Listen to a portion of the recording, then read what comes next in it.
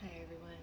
Today we're going to talk about a couple of activities that you can do with infants and toddlers that will almost accidentally promote their language development. Now, I don't have an infant or a toddler. My daughter is 9, but I borrowed one of her stuffies. We're going to pretend like this is both an infant and a toddler. Okay? So I know it may seem strange to actively work with infants on language development because they are physically incapable of talking. However, trust me, infants begin detecting language from the womb. There are some studies that say that infants can begin to hear as early as 25 weeks gestation. So it's very important that we continuously work on their development because they're already starting to, even without us actively knowing it.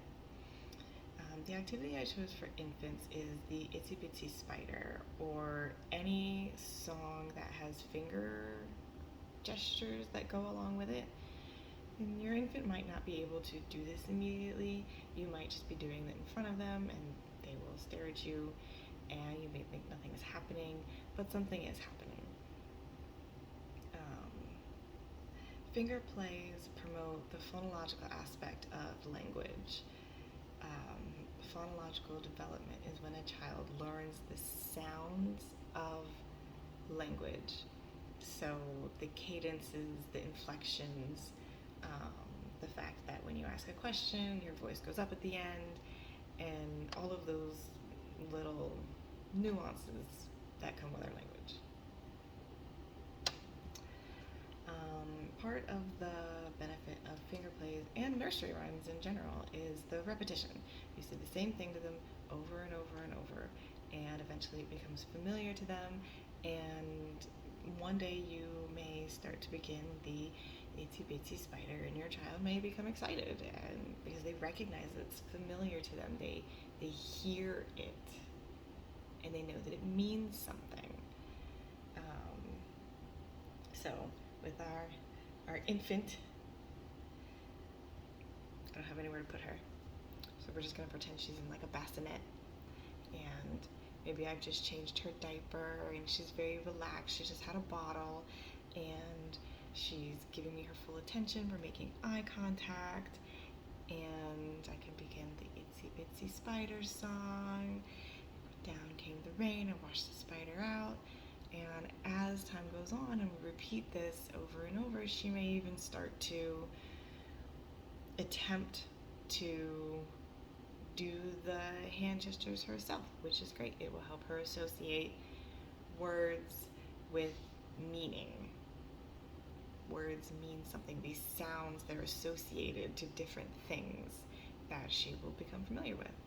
And it may even be a great idea as she becomes older to find a board book of the Itsy Bitsy Spider so she can hear spider, see a spider, water spouts, rain, which wonderfully flows us into our toddler activity that we're going to talk about.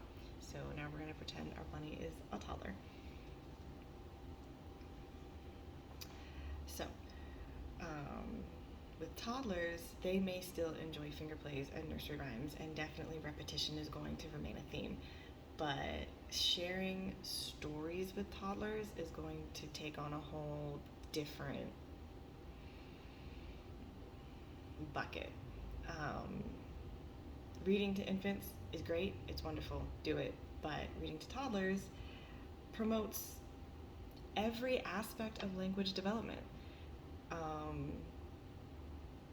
At this age, books with a rhythm that are read to them over and over will be particularly appealing, as was nursery rhymes being said over and over, because that repetition, they're familiar with it, and that's exciting for them. Big new things in their faces can be overwhelming even when they're toddlers. So repetition makes them feel safe and secure and allows them to learn the words. And so the very specific story that I chose is Brown Bear, What Do You See? I think all of us have probably read that book at least once if we've had children or worked with children ever. Um, And so, the cadence, the rhythm of the book is the same on every single page until the end. And that will be very appealing to the toddler mind because they will begin to predict what is going to happen next, and they will begin to, if you've ever read a story to a toddler a few times and then the next day you read it but you sounded different or you said the words different or you changed it in any way, shape, or form, they know, they'll stop you. That's not how it was last time. And that's a good. That we want that. It means they're engaged, they're paying attention. Like I said, sharing stories with toddlers promotes all 5 aspects of language development, and let's talk about them. So, as you read, children are hearing words and sounds, and the inflections of different words and sentence structures, which is phonological knowledge. Again, we talked about that with the nursery rhymes and finger plays. Hearing language is very important. And when the same book is read to them over and over, children begin to associate the words with the symbols, like I was talking about with the Itsy Bitsy Spider, and maybe finding a book with the Itsy Bitsy Spider in it, because now they'll be able to hear the word spider and then see the word or see the picture of the spider and start to associate. Oh, words go with things, they mean something. This is semantic knowledge. Children who are read to can begin to understand that words get strung together to create meaningful messages, which is syntactic knowledge. It's not just bunny. It's this is a bunny, and that is how they're going to learn how to communicate instead of just pointing, which is what they've been doing up until this point. Morphemic knowledge is when children begin to understand that words can be used differently, and reading stories is a great way to expose them to many new words used in many different ways. So we all know that many different words have many different meanings, and you can change parts of the word to make them fit depending on the tense that you're speaking in or the formality that you're speaking in. The way you speak to your student may be different than the way you speak to your own child at home, may be different from the way you speak to your partners, may be different to the way you speak to your own parents, and that leads us into pragmatic knowledge, which is the 5th and final language aspect of language. And that is children learning that different situations call for different manners of speaking or different use of words, and sharing stories with children is a really great way to expose them to different situations that they might not readily find themselves in, or even if it is a normal situation that they could find themselves in, then they can have this frame of reference in their minds for how to react when they do find themselves in this situation. And I think that is very beneficial instead of just trial by error for everything. They do a lot of that already. Okay, so we have our toddler. We are in a quiet space. That is the only material we need is the book, the toddler, the adult in a quiet area with few distractions. And we're going to read Brown Bear, Brown Bear. I don't have the physical book with me, so I'll be reading it off of my screen, but just pretend I'm reading a physical book.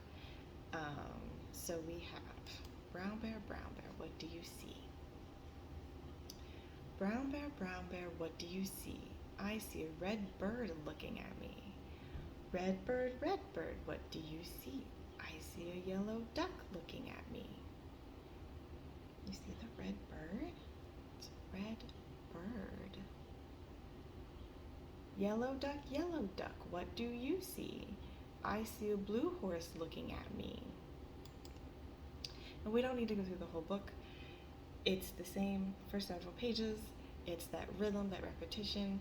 It's always the same, but it introduces words and colors and animals to the toddler, and you can look through it with them and just point out the animals. This is the yellow duck. This is the red bird. This is the blue horse. And of this just promotes all of the different aspects of language, and it is very good for them, and it is something we should all aim to do with all toddlers and infants. Thank you.